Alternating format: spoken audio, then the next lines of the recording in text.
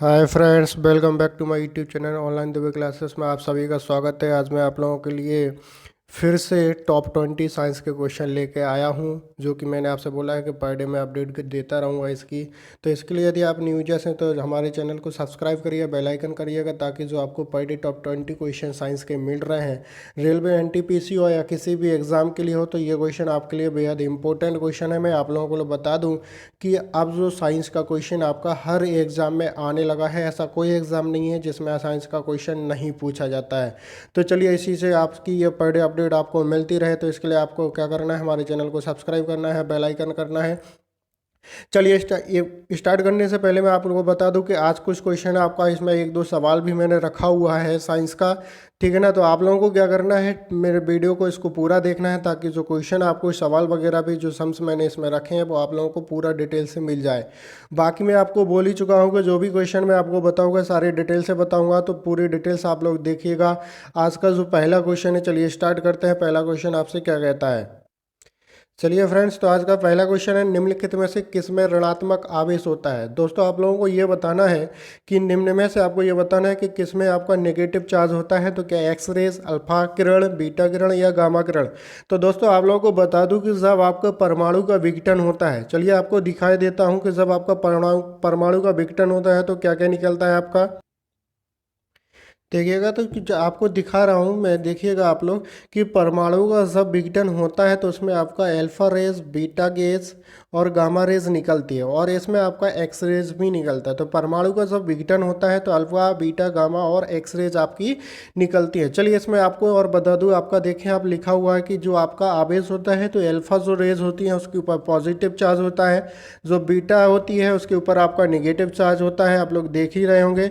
और जो गामा और एक्स रेज होता है, तो मैं आपको बता दूं दोस्तों कि इसके ऊपर कोई भी आवेश नहीं होता है। तो अल्फा के ऊपर पॉजिटिव होता है, बीटा निगेटिव होता है, और गामा और एक्स रेज आपका कोई भी आवेश नहीं होता है। ठीक है। चलिए, इसके ऊपर हम वेदन क्षमता की बात करते हैं। आप लोग समझ ही गए होंगे, मैं इसलिए ये बता रहा हूँ कि आपसे सबसे ज़्यादा इस क्वेश्चन को आपसे पुटअप किया जाता है। आवेश का भी क्वेश्चन पुटअप होता है, वेदन क्षमता का भी क्वेश्चन पुटअप होता है। ठीक है ना। तो आप लोग इसमें देखें, वेदन क्षमता की जब हम बात करेंगे तो आपसे बता रहा हूँ मैं कि जो अल्फा रेज होती है, इसकी जो वेदन क्षमता होती है सबसे कम होती है। जो अल्फा रेज है, इसकी वेदन क्षमता आपकी क्या सी होती है, आपकी सबसे कम होती है। जब हम अल्फा बीटा की बात करते हैं तो जो बीटा की जो वेदन क्षमता होती है अल्फा रेज की अपेक्षा कितना गुना होती है आपकी दोस्तों, 100 गुना अधिक होती है। और आप लोगों को बता दूं कि जो गामा की जो वेदन क्षमता होती है वो सबसे ज़्यादा होती है। और आप लोगों ने देखा होगा कि जो क्वेश्चन बनता है इसमें से किसकी वेदन क्षमता अधिक होती है, उसमें तमाम नाम दिए जाते हैं, उसमें गामा रेज को हम लोग करेक्ट आंसर मानते हैं। तो यहाँ पे समझ लीजिएगा आप लोग, अल्फा रेज की आपकी कम होती है, बीटा रेज की आपकी अल्फा की अपेक्षा आपकी 100 गुना अधिक होती है, और गामा रेज की सबसे अधिक होती है। चलिए, तो यहाँ पर आपको दो टाइप के क्वेश्चन क्लियर हो गए हैं। पहला तो ये हो गया कि इनके ऊपर आवेश कौन कौन सा होता है, तो alpha positive, beta negative, gamma और एक्स कोई भी आवेश नहीं। और जब हम वेदन क्षमता की बात करते हैं तो अल्फा के लिए कम होती है वेदन क्षमता, बीटा की अल्फा किरणों की अपेक्षा आपकी 100 गुना अधिक होती है, और गामा की आपकी सबसे अधिक होती है। चलिए देखते हैं आपका नेक्स्ट क्वेश्चन। तो इसमें आपसे क्या बोला गया था, इसी क्वेश्चन में क्या बोला गया था कि बीटा में आपकी बीटा किस प्रकार का आवेश होता है। तो आपको पता चल ही गया होगा कि कैसा होता है, आपका नेगेटिव होता है। चलिए देख लेते हैं एक बार फिर से क्वेश्चन को। भाई, तो क्या बोला गया था आपसे, निम्नलिखित में से किसमें ऋणात्मक आवेश होता है। तो दोस्तों, आप लोगों को क्लियर हो ही गया होगा कि ऋणात्मक आवेश जो आपका होता है वो किसमें होता है, आपका बीटा रेज में होता है। किसमें होता है, आपका बीटा रेज में होता है। चलिए नेक्स्ट क्वेश्चन की तरफ बढ़ते हैं। नेक्स्ट क्वेश्चन आपसे क्या, तो क्या कह रहा है, सेकंड क्वेश्चन है आपका, इस सदी की शुरुआत में हवाई जहाज का आविष्कार किसने किया था। दोस्तों, आप लोगों से क्वेश्चन में बोला गया है कि जो हवाई जहाज है, हवाई जहाज का आविष्कार किसने किया था। तो जल्दी से आप लोग बता दिएगा। क्या Wright Withers, James Bond, Humphry Davy, वॉन डाउन, वॉन वॉन। तो आपको लोगों को बता दूं कि जो आपका हवाई जहाज है, जो हवाई जहाज का आविष्कार किया था दोस्तों, आपका राइट ब्रदर्स ने किया था। किसने किया था, राइट ब्रदर्स ने किया था। अब आप इसके आगे देख रहे होंगे जेम्स बॉन्ड की बात हो रही है। तो जेम्स बॉन्ड तो आप लोग अच्छे से जानते हैं, बचपन से पढ़ के आ रहे हैं। वार्प इंजन की इनने खोज की थी, मतलब जिसको स्टीम इंजन भी कहा जाता है। आप लोग परेशान मत होइएगा, यदि आपका भाप इंजन नहीं लिखा है तो उसकी जगह पे आपका वार्प को इंग्लिश में वो लिख के देंगे, आपका स्टीम होता है। ठीक है ना। और जो आपका थर्ड ऑप्शन है हम्फ्री डेवी, इसका बता दो, आपका कोयला की जो खाने होते हैं वहाँ पर जो आपका दीपक वगैरह जलता है, जो आपकी क्या बोलते हैं, जो लाइट्स वगैरह जलती हैं उनके लिए यूज़ होता है। और बता दूं कि जो हम्फ्री डेवी है, हम्फ्री डेवी ने दोस्तों आपका बोरॉन की, कैल्शियम की और पोटेशियम की भी खोज आपकी हम्फ्री डेवी ने की थी। चलिए, तो यहाँ से आपका जो क्वेश्चन पूछा गया, क्वेश्चन आपसे क्या कह रहा था, हवाई जहाज़ की खोज किसने की थी, तो आप लोगों को क्लियर हो गया होगा कि राइट ब्रदर्स ने की थी। किसने की थी दोस्तों? राइट ब्रदर्स ने की थी। चलिए नेक्स्ट क्वेश्चन देख लेते हैं। नेक्स्ट क्वेश्चन आपसे क्या कहता है।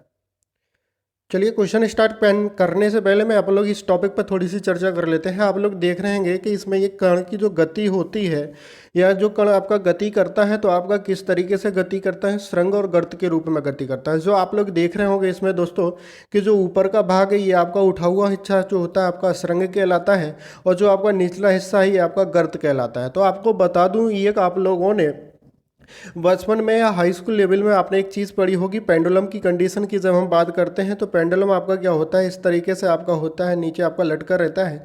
तो इसमें जब आपका एक साइड या इस तरीके से होता है तो इसका जो बीच का भाग होता है, या फिर बोल सकते हैं कि एक साइड का जो भाग जितनी दूरी तक जाता है वो आपका क्या कहलाता है, आयाम कहलाता है। ठीक है ना। उसके सेंटर से जो आपका एक साइड का जो भाग होता है, तो सेंटर आप लोग इसको ये समझ के चल जाइएगा, और यहाँ से जो एक साइड का भाग होगा ये आपका क्या कहलाएगा, आयाम कहलाता है। क्या कहलाता है आपका दोस्तों?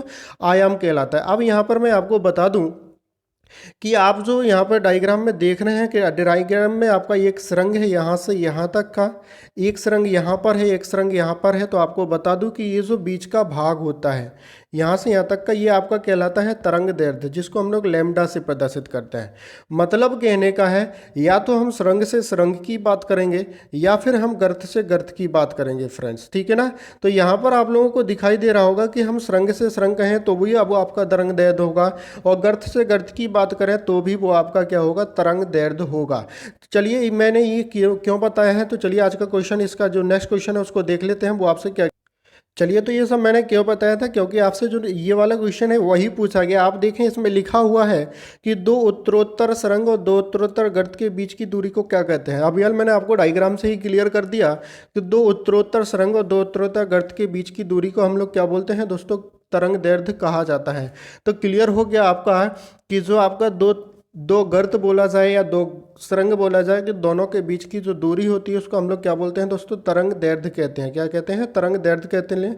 इसलिए मैंने आपको डायग्राम के थ्रू दिखा दिया था। इसलिए मैं बोल रहा हूँ कि आप लोग डायग्राम पूरा वीडियो देखिएगा ताकि मैं आपको डिटेल से बता सकूँ। ठीक है ना, आपको पूरी जानकारी हो सके। चलिए नेक्स्ट क्वेश्चन देखते हैं। नेक्स्ट क्वेश्चन आपसे क्या कहता है। हाँ भाई, क्या कह रहा है, निम्नलिखित में से कौन सी राशि सदिश नहीं है। मतलब आपको बता दूं कि यहाँ पर आपकी दो तरीके की राशि होती है, एक तो सदिश राशि होती है और एक अदिश राशि होती है। सदिश राशि क्या कहलाती है, सा मतलब होता है साथ, मतलब जिसमें आपका दिशा की आवश्यकता होती है। मतलब कहने का है कि परिमाण के साथ साथ दिशा की आवश्यकता होती है। अदिश मतलब क्या होता है, जिसमें दिशा की आवश्यकता नहीं होती है। तो आप लोगों को बता दें, जब हम विस्थापन करते हैं तो वो तो आपका दिशा के साथ होता है। जो वेग होता है वो भी आपकी वेलोसिटी होती है, वो भी आपकी दिशा के साथ होती है। जो बल होता है F इंटू ए, एफ बराबर m इंटू ए होता है। ठीक है ना। तो यहाँ पर भी जब हम त्वरण से चलते हैं तो उसमें भी आपकी दिशा की आवश्यकता होती है। लेकिन यहाँ से क्वेश्चन में पूछा गया कि सदिश नहीं है, मतलब इसमें से कौन सदिश नहीं है, मतलब दिशा की आवश्यकता नहीं है। तो आप लोग क्लियर हो गया होगा कि जो वॉल्यूम होता है इसमें केवल आपका परिमाण होता है, इसमें कोई भी दिशा नहीं होती है। तो इस यहाँ पर आपका कौन सा आंसर करेक्ट हो जाएगा, डेली इज करेक्ट आंसर, मतलब आयतन इज करेक्ट आंसर। चलिए नेक्स्ट क्वेश्चन की तरफ बढ़ते हैं। हाँ भाई, तो क्या कह रहा है आपका नेक्स्ट क्वेश्चन, बल गुणनफल होता है। तो आप लोगों ने पढ़ा होगा कि F बराबर F आपका फोर्स होता है और m इंटू ए होता है। क्या होता है, F बराबर m इंटू ए होता है। F आपका फोर्स हो गया, m आपका क्या हो गया, मास हो गया, और a मतलब एक्सेलरेशन हो गया। ठीक है ना दोस्तों। तो यहाँ पर m मतलब द्रव्यमान हो गया, a मतलब आपका त्वरण हो गया। तो आप लोग क्वेश्चन में आप लोगों को आंसर दिखाई समझ ही गया होगा कि कौन सा आंसर इस करेक्ट आंसर होगा, द्रव्यमान और त्वरण का गुणनफल आपका क्या कहलाता है दोस्तों, बल कहलाता है। ठीक है ना। तो यहाँ पर जो आपका करेक्ट आंसर होगा वो आपका क्या हो जाएगा, बॉम्बे हो जाएगा। चलिए नेक्स्ट क्वेश्चन देखते हैं। तो आपका नेक्स्ट क्वेश्चन क्या है, आपका टेलीस्कोप की खोज किसने की थी। दोस्तों आप लोगों को बताना है टेलीस्कोप की खोज किस वैज्ञानिक ने की थी। तो क्या न्यूटन ने। तो न्यूटन का आप लोगों को पता है कि न्यूटन ने जो आपका दिया था गुरुत्वाकर्षण का नियम दिया था। किसका दिया था, गुरुत्वाकर्षण का नियम दिया था और गति का सिद्धांत दिया था। आप लोगों ने देखा है कि गति, न्यूटन की गति के नियम भी होते हैं आप लोगों के। ठीक है ना दोस्तों। तो ये न्यूटन तो आपका नहीं होगा। जेम्स वाट की बात करते हैं। तो जेम्स वाट मैंने आपको बता दिया कि जेम्स वाट ने आपकी किसकी खोज की थी दोस्तों, क्या भाप के इंजन की खोज की थी? किसकी खोज की थी? भाप के इंजन की खोज की थी। तो इसका मतलब है कि ये ऑप्शन तो आपका करेक्ट नहीं होगा। चलिए दूसरा देख लेते हैं, हम्फ्री डेवी। तो हम्फ्री डेवी आपका नहीं होगा, क्योंकि मैंने आपको बताया है ये कोयला खान में आपका दीपक, पोटेशियम, कैल्शियम, बोरॉन की खोज की थी। तो आपका अब यहाँ पर आपका इकलौता बचा है टेलीस्कोप। किसने खोज की थी? गैलीलियो ने आपकी टेलीस्कोप की खोज की थी। ठीक है ना दोस्तों। तो इसी तरीके से मैं आप लोगों को इंपॉर्टेंट क्वेश्चन की पूरा डिस्क्रिप्शन आपको देता रहूँगा। चलिए नेक्स्ट क्वेश्चन देखते हैं। हाँ भाई, क्या कह रहा है? पदार्थ के संवेग के अनुपात से कौन सी भौतिक राशि प्राप्त होती है? पदार्थ के संवेग के अनुपात से। तो आप लोग थोड़ी सी बात समझिएगा। जो आपका संवेग बराबर होता है आपका कितना होता है? P बराबर m इंटू वी। संवेग क्या होता है? P बराबर m इंटू वी।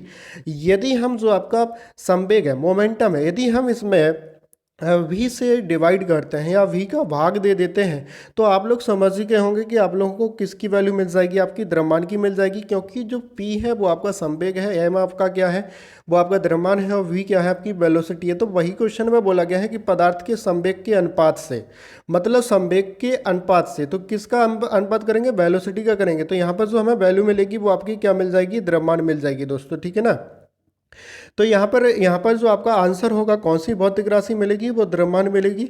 चलिए नेक्स्ट क्वेश्चन देख लेते हैं। नेक्स्ट क्वेश्चन आपसे क्या कह रहा है? हाँ भाई, क्या बोल रहा है? हाइड्रोक्लोरिक एसिड कांच की बोतल में नहीं रखा जाता है क्योंकि वह अपक्रिया करता है। तो यहाँ पर आपको बताना है कि जो आपका HCl है, हाइड्रोक्लोरिक एसिड मतलब HCl को हम कांच की बोतल में नहीं रखते हैं। तो वो दोस्तों आप लोग बता सकते हैं कि क्यों नहीं रखते हैं? क्योंकि जो आपका सिलिकॉन हाइड्रोक्साइड होता है, सिलिकॉन हाइड्रोक्साइड का जो फॉर्मूला होता है, चलिए पहले मैं वो बता दूं कि जो सिलिकॉन हाइड्रोक्साइड है SiOH का होल 4 होता है। कितना होता है? SiOH का होल 4 होता है। ये आपका सिलिकॉन हाइड्रोक्साइड है। ये क्या होता है? आपका HCl से क्या होता है दोस्तों? क्रिया कर लेता है। HCl से क्या कर लेता है? क्रिया कर लेता है। इसलिए हम लोग हाइड्रोक्लोरिक एसिड को कांच की बोतल में नहीं रखते हैं। तो अब आप लोगों को क्लियर हो गया होगा कि सिलिकॉन हाइड्रोक्साइड जो कांच का होता है वो आपका हाइड्रोक्लोरिक एसिड से क्रिया कर लेता है, इसलिए उसमें हम लोग नहीं रखते हैं। तो यहाँ पर जो आपका आंसर होगा वो आपका क्या हो जाएगा? दिल्ली करेक्ट आंसर हो जाएगा। सिलिकॉन हाइड्रोक्साइड जो होता है हाइड्रोक्लोरिक एसिड से क्लियर कर लेता है, इसलिए हम उसको लोग कांच की बोतल में नहीं रखते हैं। ठीक है ना। चलिए नेक्स्ट क्वेश्चन देखते हैं। नेक्स्ट क्वेश्चन क्या है? तो दोस्तों ये जो क्वेश्चन है आपका, देखें मैंने आपको स्टार्टिंग में ही बोला था कि आपको मैं सवाल दूंगा। तो सवाल यहाँ पर देखें, आपसे क्या कहना है कि जस्ते की एक आयतन भाग, अब जस्ते का जो घनत्व दिया गया है वो आपका 7100 किलोग्राम पर मीटर क्यूब है, को दो आयतन भाग तांबा घनत्व के साथ जोड़ दिया गया है, मतलब मिला दिया गया है। और तांबे का जो घनत्व है वो आपका कितना है? 8900 किलोग्राम पर मीटर क्यूब। तो पीतल बनता है, और पीतल का घनत्व कितना होगा? तो थोड़ा सा यहाँ पर थोड़ा देख लीजिएगा आप लोग। देखें ए ऑप्शन में 8000 है, बी ऑप्शन में आपका 83,000 है, सी ऑप्शन में आपका 95,000 है, और डी ऑप्शन में आपका देख लीजिएगा 9800 है। ठीक है ना दोस्तों। मैं आप लोगों को बता दूं कि थोड़ा सा इसमें मिस प्रिंट हो गया है कि जो बी ऑप्शन है वो आपका कितना होगा दोस्तों? 8300 होगा। कितना होगा? 8300 होगा। ठीक, कितना होगा? जो बी ऑप्शन है वो आपका 8300 होगा। थोड़ा सा लिखने में प्रॉब्लम हो रही है। बाकी जो आपका सी ऑप्शन है वो आपका 9500 होगा, मतलब एक जीरो नहीं होगा। ठीक है ना दोस्तों। अब आपको क्वेश्चन को सॉल्व करना है कि कितना आएगा। तो चलिए मैं आपको इसकी सॉल्विंग दिखा देता हूँ, मतलब सॉल्व करके बता देता हूँ कि इसका जो पीतल का घनत्व होगा और जो पीतल बनेगा आपका जस्ता और कॉपर को मिलाने से, इसके जो आपको डेंसिटी दिए गए, घनत्व दिए गए हैं, तो कितना निकलेगा पीतल का घनत्व? चलिए देख लेते हैं। चलिए देखते हैं। तो आप लोगों को दिया गया था कि जो जस्ता का जो घनत्व था वो आप लोगों का 7100 किलोग्राम पर मीटर क्यूब था। जस्ते का जो आपका घनत्व था वो 7100 किलोग्राम पर मीटर क्यूब था। यहाँ पर जो हम बात कर रहे हैं वो एक आयतन भाग की बात कर रहे हैं। आप लोगों को दिया गया था कि जस्ते का एक आयतन भाग है, तो उस एक का हमने 7100 में मल्टीप्लाई कर दिया। एक आयतन मतलब उसका वॉल्यूम है। वॉल्यूम की यूनिट क्या होती है? जैसे आपका किलोग्राम, सॉरी, जैसे आप लोगों का क्या होता है? किलोग्राम पर मीटर क्यूब होता है। किलोग्राम पर मीटर क्यूब होता है, और इसमें हम मीटर क्यूब का मल्टीप्लाई करेंगे तो आपका मीटर क्यूब क्या हो जाएगा दोस्तों? कैंसिल हो जाएगा। तब आपका क्या निकलेगा? केवल वेट निकलेगा। क्या निकलेगा? वेट निकलेगा। तो आप देखें एक आयतन भाग जस्ते का हमने निकाला वो 7100 किलोग्राम निकला। इसी तरीके से मैंने दो आयतन भाग तांबे का भार निकाला, वो 17,800 निकला आपका। ठीक है ना। इसके बाद हमने दोनों को मिला दिया, मतलब एक आयतन आपने जस्ता का मिलाया, दो आयतन आपने तांबे का मिलाया तो इस दोनों को मिलाने पर आपका 24,900 किलोग्राम ये वेट हो गया। अब हम घनत्व की बात करते हैं, तो जो घनत्व होता है आपका रो बराबर आपका पता ही है कि m/g होता है, W वॉल्यूम होता है। तो एक आयतन जस्ता है, दो आयतन तांबा है, तो दोनों को मिलाने पर कितना आयतन निकला है दोस्तों आपका? क्या 3 आयतन निकला? बिल्कुल निकला। तो जो आपका किलोग्राम आया 24,900, इसमें हम लोगों ने 3 का भाग दे दिया। जब 3 का भाग देंगे तो आपको उसकी डेंसिटी क्लियर हो जाएगी, तो कितनी निकलेगी? 1300 निकलेगी। तो मैंने आप लोग को स्टार्टिंग में ही बताया कि ये क्वेश्चन थोड़ा सा मिस्टेक हो गया है, मिसप्रिंट हो गया है, ठीक है ना। तो यहाँ पर जो आपका करेक्ट आंसर होगा, चलिए आप लोगों को पता ही चल गया कि इसका जो करेक्ट आंसर है वो आपको कितना हो गया? 8300 किलोग्राम पर मीटर क्यूब हो गया। तो चलिए हम लोग देखें भाई। तो यहाँ पर आप देख रहे हैं कि अब आपका आंसर कौन सा हो जाएगा, मैंने आपको सॉल्व करके भी बता दिया कौन सा हो जाएगा। मैंने बताया था कि 8300 नहीं है, ये आपका क्या है? 8300 है। तो आपका बॉम्बे इज करेक्ट आंसर होगा। इसलिए मैं आपको बता दूं कि ये आपका बिहार बीपीएससी बोर्ड में आया हुआ क्वेश्चन है, इसलिए मैं इसको लेके आया हूँ, ठीक है ना दोस्तों। चलिए, तो यहाँ पर आपको क्लियर हो गया, इसका 8300 है, 83,000 नहीं है, किलोग्राम पर मीटर क्यूब है, ठीक है ना। चलिए नेक्स्ट क्वेश्चन की तरफ बढ़ते हैं। क्या कह रहे हैं आपका? विस्फोटक नाइट्रोग्लिसरीन है ये। तो आप लोगों को ये बताना है कि जो विस्फोटक है नाइट्रोग्लिसरीन वो आपका किस तरीके का है? क्या नमक है, हाइड्रोकार्बन है, सम्मिश्रण का हाइड्रोकार्बन है, क्या है आपका? तो जल्दी से बता दीजिएगा क्या है आपका। चलिए मैं बता देता हूँ, ये आपका क्या होता है? एस्टर होता है। विस्फोटक नाइट्रोग्लिसरीन क्या होता है दोस्तों? आपका एक एस्टर होता है। चलिए नेक्स्ट क्वेश्चन। क्या कह रहे हैं? वायु में कौन सी नोबल गैस नहीं है? क्या हीलियम, नियोन, आर्गन, रेडॉन? तो वायु में कौन सी नोबल गैस नहीं है दोस्तों आपकी? तो रेडॉन जो है आपकी वायु में नहीं है, ठीक है ना। वायु में यदि रेडॉन होगी तो आप लोगों को कई समस्याएं क्रिएट हो जाएंगी, ठीक है ना। तो ये आपकी नोबल गैस है जो कि आपकी रेडॉन है, मतलब पाई तो जाती है, बिल्कुल बहुत मामूली मात्रा में पाई जाती है, इसलिए उसको हम लोग नहीं मानते हैं। तो जो आपकी नोबल गैस है वो कौन सी है जो वायु में नहीं पाई जाती है? तो वो आपकी कौन सी है? रेडॉन है। तो दिल्ली इज करेक्ट आंसर। चलिए नेक्स्ट क्वेश्चन देख लेते हैं। क्या कह रहा है दोस्तों? वायु में थोड़ी देर रखने पर किसी धातु के ऊपर हरे रंग की बेसिक कार्बोनेट की परत जम जाती है, तो वह धातु क्या कहलाती है?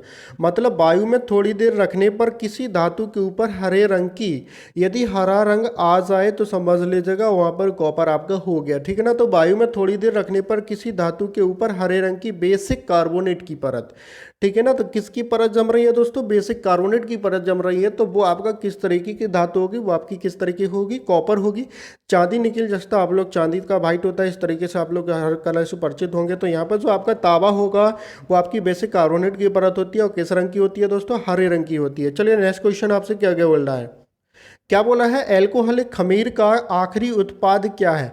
मतलब आप लोगों को ये बताना है कि जो आपका अल्कोहलिक खमीर होता है, आप लोगों को बताया था पिछले वीडियोज में ना, खमीर आपके घर पे बनाए जाते हैं। तो आप लोगों को बता दूं कि जो अल्कोहलिक खमीर है इसका जो लास्ट उत्पाद होता है वो आपका इथाइल अल्कोहल होता है। मतलब अल्कोहल है, ये आपकी एक तरीके से क्या होती है? शराब होती है, नशे वाली चीज़ है, ठीक है ना। तो अल्कोहलिक खमीर का जो आखिरी उत्पाद है, प्रोडक्ट होता है, वो आपका क्या होता है? आखिरी प्रोडक्ट इथाइल अल्कोहल होता है, ठीक है ना। इथाइल अल्कोहल आपका बनता है। चलिए नेक्स्ट क्वेश्चन। क्या कह रहे हैं आपसे? विकास का कारण है। विकास का कारण क्या है? क्या फॉसिल पदार्थ है? क्या आपका जीने के लिए संघर्ष है? क्या आपका पीढ़ी से पीढ़ी अनुकूलन है, वंशागति है? तो जल्दी से बता दें कि जो आपका विकास होता है वो पीढ़ी दर पीढ़ी होता है, इसलिए यहाँ पर जो आपका आंसर हो जाएगा पीढ़ी से पीढ़ी अनुकूलन हो जाएगा। क्या हो जाएगा? पीढ़ी से पीढ़ी अनुकूलन हो जाएगा। चलिए नेक्स्ट क्वेश्चन देखते हैं, ज़्यादा टाइम वेस्ट नहीं करेंगे। क्या है? ये सिंपल क्वेश्चन है आप लोगों के। क्या कह रहे हैं आपसे? निम्नलिखित में से कौन सा मनुष्य में अवशेषी अंग नहीं है? तो जल्दी से बता दीजिएगा कौन सा अवशेषी अंग नहीं है। क्या निक्टेटिंग पर्दा है? निक्टेटिंग पर्दा का मतलब होता है दोस्तों ये आपका आई में पाया जाता है। किस में पाया जाता है? आँख में पाया जाता है। कर्णपाली की कर्णा मांसपेशियाँ, तो ये भी आपकी अवशेषी अंग में नहीं आती हैं। सामने वाले चपटे दांत, तो दोस्तों ये आपके चपटे दांत आपके क्या होते हैं? अवशेषी अंग में आते हैं। कृंतक जो होते हैं आपके दांत, आगे वाले जो दांत होते हैं वो आपके आते हैं। बर्मी फॉर्म, ये तो आप बर्म आपका आपकी बॉडी में अपेंडिक्स में पाया जाता है, ठीक है ना। तो मनुष्य में अवशेषी अंग कौन सा नहीं है? तो जो सामने वाले दांत होते हैं वो आपके अवशेषी अंग नहीं है। चलिए नेक्स्ट क्वेश्चन देख लेते हैं। क्या कह रहा है, निम्नलिखित में से कौन सा हार्मोन है, आपको हार्मोन बताना है। क्या आरएनए है, आरएनए का फुल फॉर्म आप लोगों को पता है, राइबोज न्यूक्लिक अम्ल होता है, इन्वर्टेज है, इंसुलिन है, एस्कॉर्बिक एसिड है। तो जल्दी से बता दीजिएगा कि इनमें से कौन आपका हार्मोन नहीं है, मतलब हार्मोन्स नहीं है। तो हार्मोन्स आपका इंसुलिन नहीं है। इंसुलिन तो आपकी क्या होती है, मेडिसिन होती है ना, ठीक है ना, शुगर की कमी हो जाती है तब आपको इंजेक्शन लगाया जाता है, ठीक है। तो इंसुलिन आपकी दवा भी होती है, तो ठीक है, ये आपका हार्मोन्स नहीं होता है। बाकी आपके सारे क्या है, आपके हार्मोन्स है दोस्तों। चलिए नेक्स्ट क्वेश्चन देख लेते हैं जल्दी से।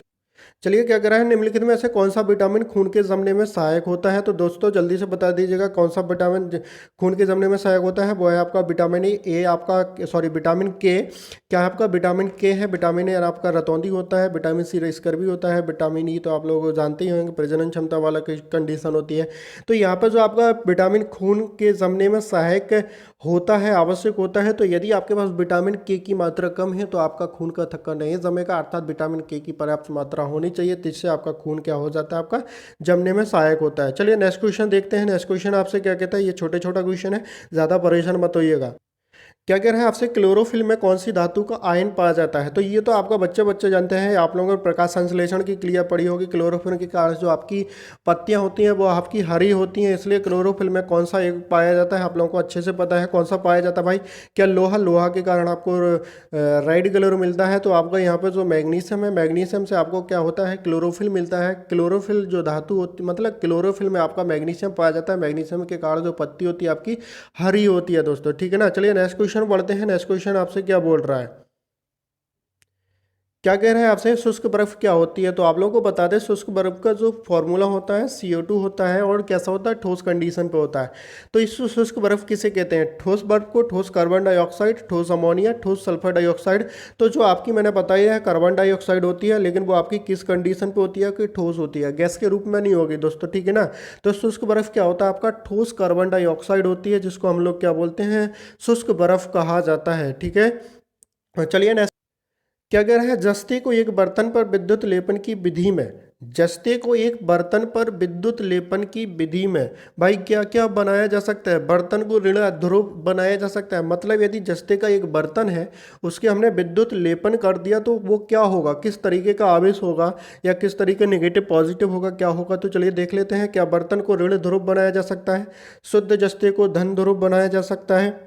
क्या बर्तन को ऋण ध्रुव और शुद्ध, बर्तन को ऋण ध्रुव और शुद्ध जस्ते को धन ध्रुव बनाया जा सकता है, या बर्तन को धन ध्रुव या जस्ते को ऋण ध्रुव बनाया जा सकता है। तो आप लोगों को बता दो दोस्तों कि जब हम जस्ते को एक बर्तन पर विद्युत लेपन करते हैं, या जस्ते को एक बर्तन पर विद्युत लेपन करते हैं, तो जो बर्तन होता है आपका वो आपका ऋण ध्रुव हो जाता है, और जो जस्ता होता है आपका वो धन ध्रुव हो जाता है। तो आप लोगों को ध्यान रखना है, जब विद्युत लेपन आप करेंगे किसका, जस्ते का किसी बर्तन के ऊपर, तो जो बर्तन होगा वो ऋण हो जाएगा, और जो जस्ता होगा वो आपका पॉजिटिव हो जाएगा, ठीक है ना दोस्तों। चलिए आज के लिए इतना ही, कल फिर मिलते हैं एक नए वीडियो के साथ। तब तक आप लोगों को इसी तरीके से वीडियो को देखते रहेगा, लाइक करते रहेगा, शेयर करते रहेगा, इसी तरीके से इंपॉर्टेंट क्वेश्चन आपको देते रहेंगे, ठीक है। कल फिर मिलते हैं एक नए वीडियो के साथ, टॉप 20 क्वेश्चन के साथ, ठीक है। तब तक के लिए बाय बाय, टेक केयर।